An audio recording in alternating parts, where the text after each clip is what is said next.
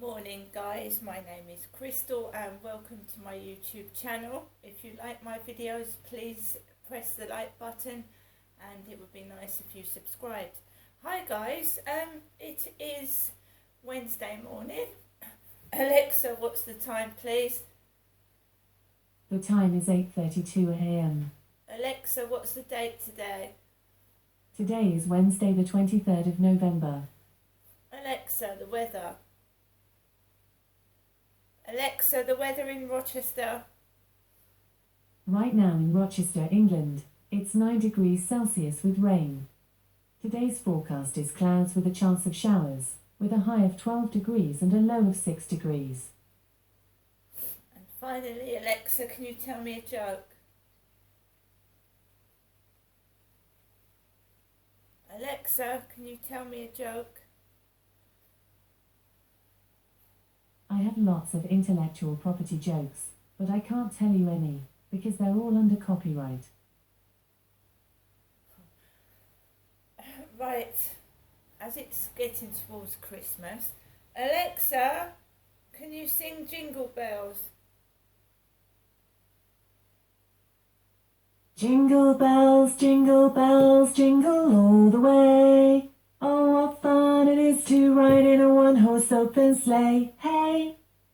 There you go, she sings as well. Right, guys. It is cold. It's got very, very cold. The weather is awful. It's raining, it's cold and it's damp and it's wet. Today I don't plan to do anything apart from take Max from short walks around the Rochester Riverside area. The gas has gone off this morning. I shall put the emergency credit on later. It's gone off.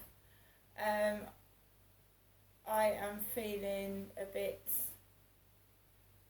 stuck by that. I mean, nothing changes. I'm still stuck in the same position, whatever I try to do, however much I try to get out of it, however much I try to meet people, talk to people, I end up stuck in the flat by myself. And I have tried and I can't do any more. So this is it. I just have to stay like this. I have tried.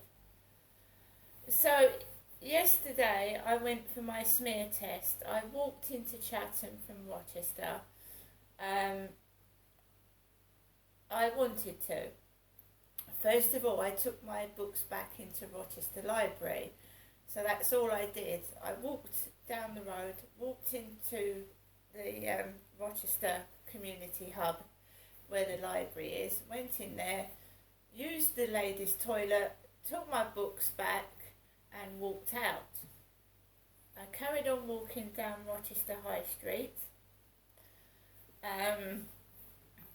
It was quite frightening for me because the roads are dangerous in my opinion and the pavements. I walked to the side away from the road as much as I could. I passed the Ship Inn when my son went for drinks because my son lived in Doust Way, at Doust House at one point. My son was put in a hostel type accommodation with several other troubled youngsters, and he went into the Ship Inn down Rochester High Street. So my son, before he returned to Gloucestershire, lived at Doust Way at Doust House. I have never lived at Doust House myself. I carried on walking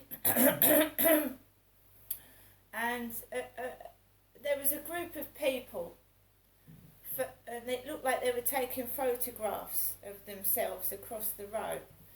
So this one young lady with glasses had an Alsatian and she walked across the road with an Alsatian dog right in front of me. But two foreign men were walking in front of me. So when the two foreign men walked past this girl with an Alsatian dog, she stood there with a big camera and took a photograph of the building as me and Crystal was approaching, and then she walked back over the road to her colleagues or whatever they are, and I walked on. Then, all of a sudden, there was a really, really, really loud sound, like a pneumatic drill, right by my left ear. And it was really, really loud. And then when I'd gone past, they stopped drilling.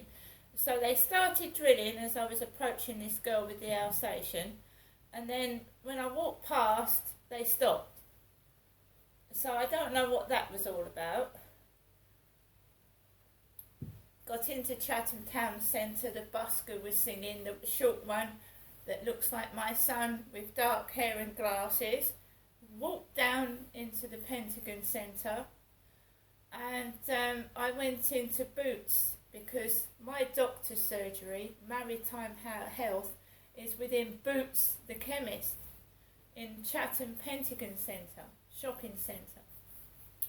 Walked into there, booked myself in, and as I've written in all my diaries about the funny patients coming in with funny names, but this was different. It was different. It's normally much quieter, much noisier, louder, with kids coming in and out. But this time it was quiet, fairly. There was a woman with grey hair like myself called Christina. She was called Christina. She was born in 1964. She was sat down there with grey hair, and I had a pink sweatshirt that my mum had given me from Primark. She had a white one on, so I had a pink one on. This lady, who not quite a replica of me, she was a bit podgier and a bit older, was sat opposite me with a white sweatshirt. And my mum had given me an Elephant Sainsbury's bag to take home yesterday. An Elephant Sainsbury's bag. So Jennifer, my mum, had given me an Elephant Sainsbury's bag. And remember that Princess Diana thought she was fat, and in fact she wasn't. She was anorexic.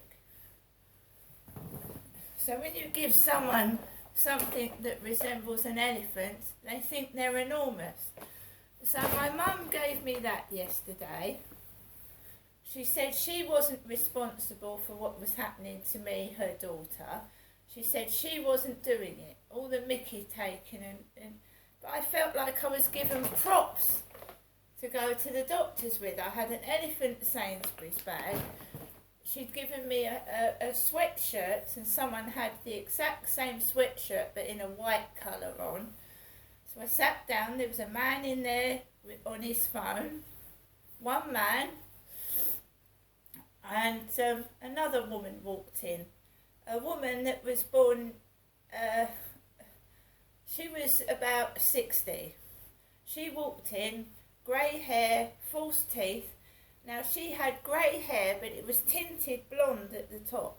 So she had short cut grey hair at the back and a big, like, quift of blonde hair at the top. And she came into the doctor's dancing, like this. She came into the doctor's surgery dancing. And she went, at the desk. And she was all full of it. A woman in her 60s, all full of it, coming in like this. I sat down, I didn't walk off, I waited, and a young nurse with a face mask on came out, called me in, and it was just a completely normal smear test procedure, but she took blood out of my right arm. She said she needed blood first for cholesterol and diabetes, to test for cholesterol and diabetes. And I wasn't expecting that. The needle actually bloody hurt. She told me to press down on it hard, and she put some tape and cotton wool over the needle prick. Then she wrote notes onto the computer. I prepared myself to have a smear test. You have to take your undergarments off. Everything, she said, take everything off from the bottom half. Put the sheet of tissue paper over yourself, and she'd be over. She came over. She tried to have a conversation with me, but it's very, very difficult when you're sat there with your legs wide open and a nurse talking to you about what you're doing this afternoon. Because that's what she was talking to me about. What are you up to today, she said to me. What are your plans for today? While my legs were wide open. And it's hard to speak to someone like that, you know, when you're laid bare.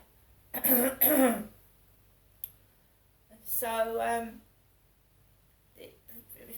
basically they take a swab from your vagina and post it off to the hospital, and they tell you whether it's normal or not normal, etc., etc.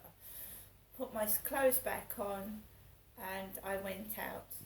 There was nowhere for me to wash or clean myself, so there was no sink or anything for me to wash my hands or wash my underparts. So I walked out of there, and I'll tell you the rest later on. But I had the smear test, and I'm just waiting for the results now. It wasn't as bad as I thought it was, but I wasn't expecting to have my blood taken at the same time. But there you go. I'll see you later.